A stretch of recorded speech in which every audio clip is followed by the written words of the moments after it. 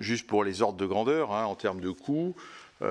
Un kérosène normal, bon, ça dépend du prix du pétrole, mais ça vaut à peu près, ça coûte à peu près 500 € la tonne.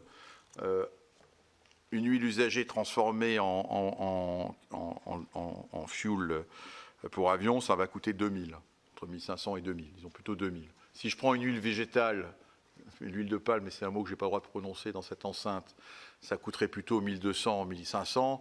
Une huile, des huiles de cuisson usagées, c'est plutôt à 2000. Vous voyez, quand même 500, 2000.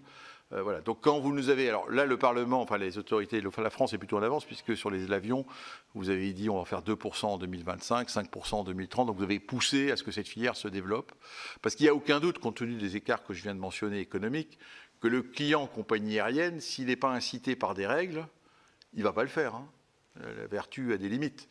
Je veux dire, x4 sur son coût du carburant, à la fin, tout ça, ça impacte directement son compte de résultat ou le prix du billet d'avion au client final. Donc, de ce point de vue-là, dans toutes ces politiques d'ailleurs de biocarburant, mais ça a été vrai historiquement pour le transport routier, c'est parce qu'il y a des règles du jeu d'incorporation ou d'abattement du carbone, ça dépend des pays, vous mettrez 7%, 8%, 9% dans l'essence, que ces produits se sont développés.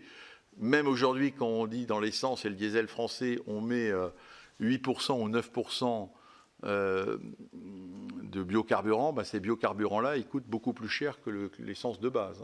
Ils contribuent à la cherté du produit. Les Français ne le voient plus, il y a par ailleurs beaucoup de taxes, mais la réalité, c'est celle-là.